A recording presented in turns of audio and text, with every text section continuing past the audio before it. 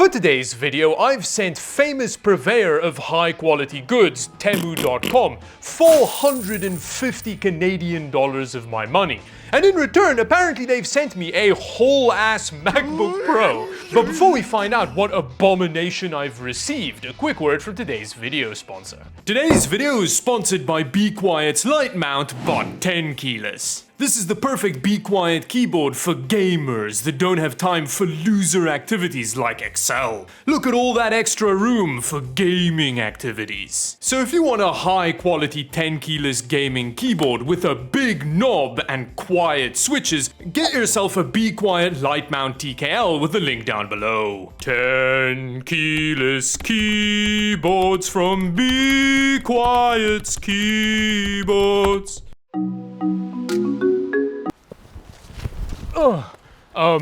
Wait a second, I'm not supposed to be out here in this video. This is for the new channel that's coming soon, or depending on when you watch this video, it might already be linked in the description down below.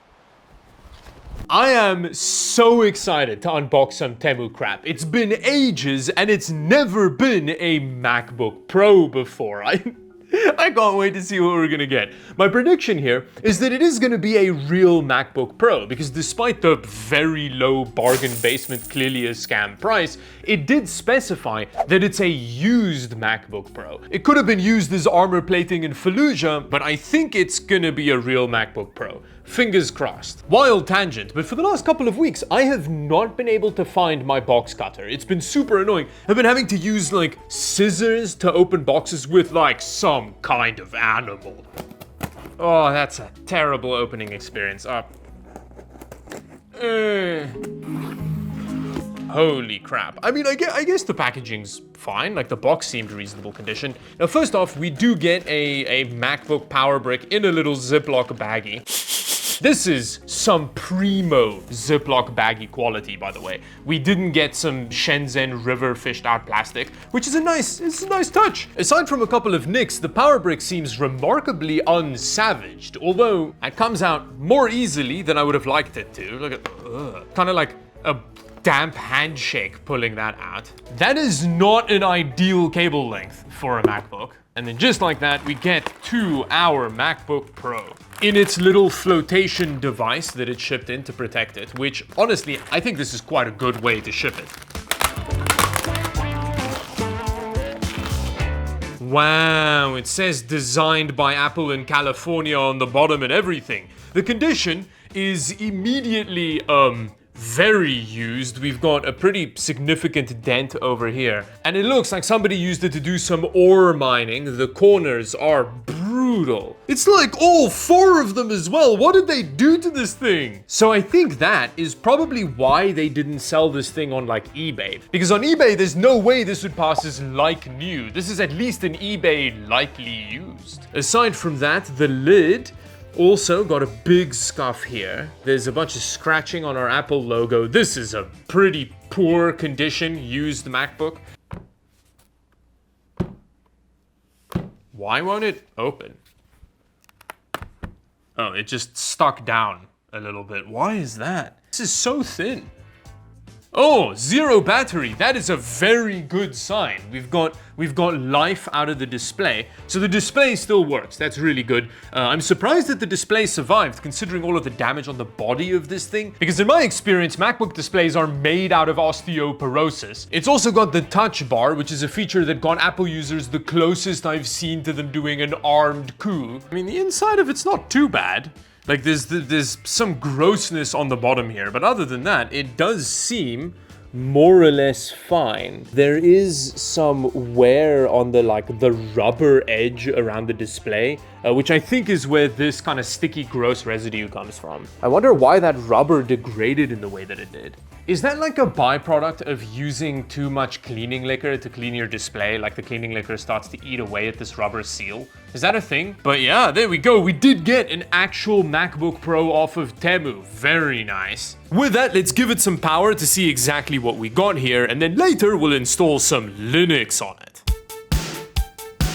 So we've plugged it in. Hey, there we go. macOS also doesn't have the option for you to skip connecting it to the internet when setting it up. So I need to also complain about it here because I complain about it a lot in Windows and it would be unfair if I didn't. It's just wild to me how well the feeling of the laptop is held up despite the fact that it's clearly been in an underground cockfighting ring for the last 7 years of its life. There we go, we've got our freshly set up new Temu MacBook Pro. I think the first thing we need to do is see which version of macOS we have on here. Judging by the background, it's Sequoia? It was Sequoia, which is a fairly recent macOS version, which is still getting security updates, which is good. So we don't really need to install Linux on it because its OS is still supported, but I'm still gonna do it because I'm curious to see how Linux runs on these relatively modern Intel-based MacBooks. Oh damn, we've got 2.6 gigahertz Intel Core i7. I like that it is insanely vague about what the Core i7 is that's in here. Like that could be 7,000 different CPUs. It turns out that i7 is an 8850H, so this is actually a 2018 MacBook Pro. If I remember correctly, these were famous for really good thermal performance, right? Am I remembering that correctly? And it comes with 16 gigs of DDR4. And that setup gives us a solid Cinebench performance, so this laptop should still be very usable today. But we do have UHD 630 graphics, so this thing is gonna be a gaming beast.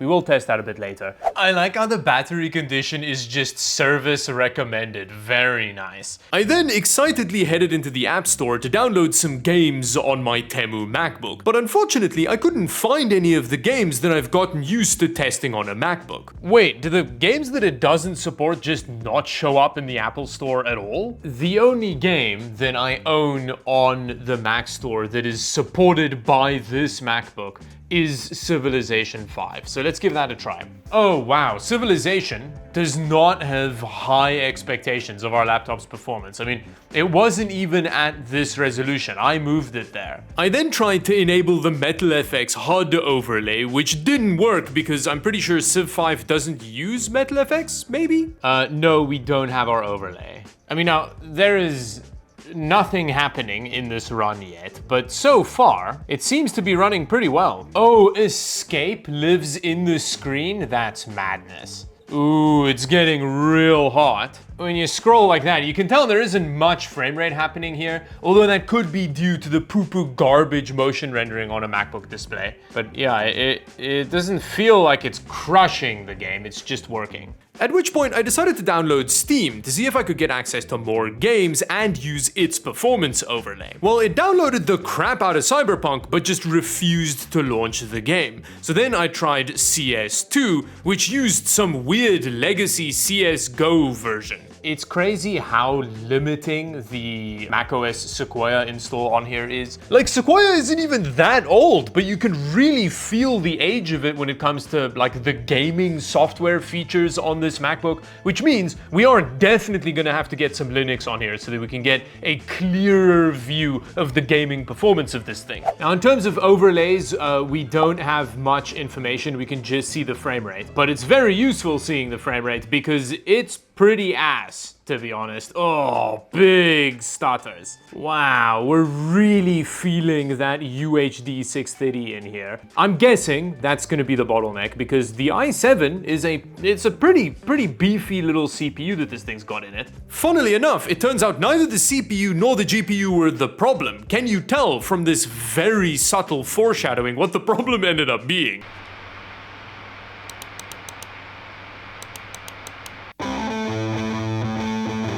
Now, to determine which Linux distro to use, I decided to ask the esteemed Dawid Does Tech Stuff Patreons. I've been posting on Patreon a bunch more. Go check it out if you want to support the channel and give video input and see like live updates and stuff like that. I asked the Patreons to vote on a Linux distro and the winner was, oh, are you serious? Of course this is the one you pick. NiArch, which is apparently the perfect Linux distribution for degenerate weebs, which... Isn't that just all Linux? It seems like they just took the Redan of Linux and smeared a bunch of shame and waifus on it. So I downloaded the ISO and made a bootable USB flash drive using Balena Etcher. So we're gonna do Command R. System integrity protection is off. Okay. And then we're gonna do this one. Hopefully it works now. Hey! That looks Linuxy to me. Now with the MacBook, it seems like dual booting is the way to go. I initially tried to partition the MacBook drive in the Arch Linux install, so when that didn't work, I thought a better strategy would be to partition the drive in macOS, so I had a nice fresh bit of SSD to infect with the shame. And once I did that, it kind of just installed on the MacBook. The process was surprisingly straightforward, although there was a slight problem. The keyboard's not working. But that didn't stop me from exploring my new operating system. Choose any waifu as your wallpaper. Okay, good to know, that's an option. Catgirl downloader, okay, that's terrifying. I'm not gonna interact with that. I mean, part of me is kind of curious, like, do I open that? Oh, there aren't any. I don't know what a Danburu is. At which point I decided to save my innocence and move swiftly on to another innocence-destroying event, trying to get keyboard drivers on this MacBook Pro. A process which was surprisingly easy despite this being a T2 MacBook Pro. I definitely accomplished it with no problems. Just ignore the other keyboard on the laptop when I'm busy gaming. That was a purely aesthetic choice, and I told you to drop it, didn't I? Like just now? Please stop talking about the keyboard. Hey, Cyberpunk launched, hell yeah. That's all going really poorly already. That's one of the reasons why I waited for the teardown until I got Linux running on it, because I wanted to get actual temperature readouts, and it's real bad. It's real bad. So hopefully we can repaste the laptop and get those numbers down, because that's not good. That's really not good. Whoa, look at that. At 1080p low, we're almost getting 20 frames per second on the MacBook. That is better than I was expecting, especially considering that the device is actively busy trying to set fire to itself. Like this is, I think it might be a protest, I'm not sure, but crazy stuff is happening temperature-wise. Now the CPU keeps fluctuating between 2.7 gigahertz and 800 megahertz, because it just takes like 3 seconds of it at 2.6 gigahertz for it to hit 100 and then throttle itself. It was even worse in CS2, which wasn't the weird CSGO legacy version this time. Every time the CPU would throttle itself, you'd get massive frame rate dips, which I think was the same thing we saw happening with the CSGO legacy version in macOS, because we did get some pretty rough stutters. So if we can deal with these temperatures a little bit, even a teeny bit, we will get some better performance. So I think with that, let's turn the laptop off, tear it down, and see if we can fix that. Oh, whoa, this device has some real thermal issues. Let's see if we can deal with it.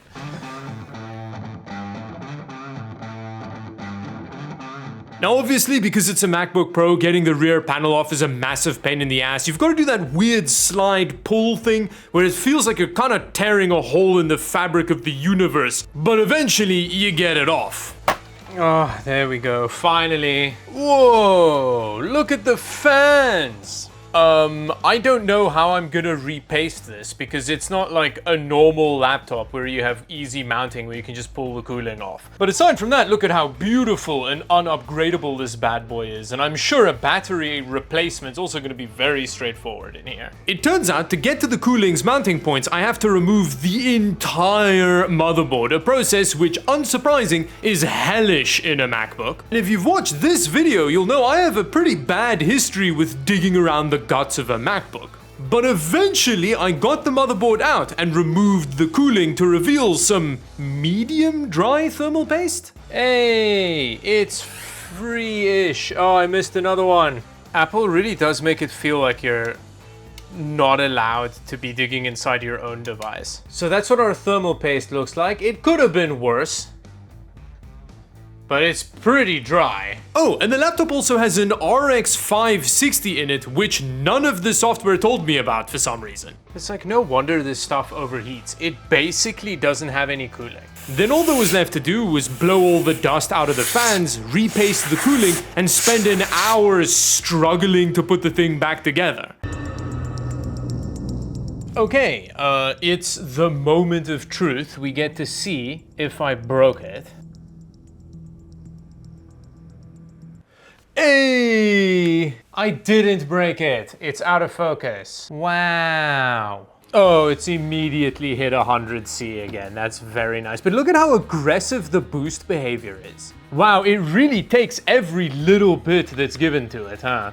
But despite the fact that our temperatures were actually better, I didn't gain any additional frame rate in Cyberpunk. However, when it comes to CS2, we may have not gained any additional frame rate, but it did stop that whole aggressive frame drop thing we were experiencing before. So we did get some improvement from cleaning out the fans and repasting the chips. But yeah, I mean, having a look at this older Intel-based MacBook, it's clear that this form factor wasn't really viable with the technology Intel had available at the time. They really needed Apple Silicon so that they could not have any cooling in their laptops and not have them explode. And with that, what did we learn in today's video? Well, you obviously shouldn't buy a MacBook Pro off of Temu. It's cheaper to get one locally, and there's a good chance the one you do get was apparently used in a blunt trauma homicide. Which brings me to the end of the video. Thank you very much for watching. If you enjoyed it, subscribe, maybe share the video with your friends. Thank you to the Patreons for subjecting me to NIARCH. And until the next video, thank you for watching. Bye-bye.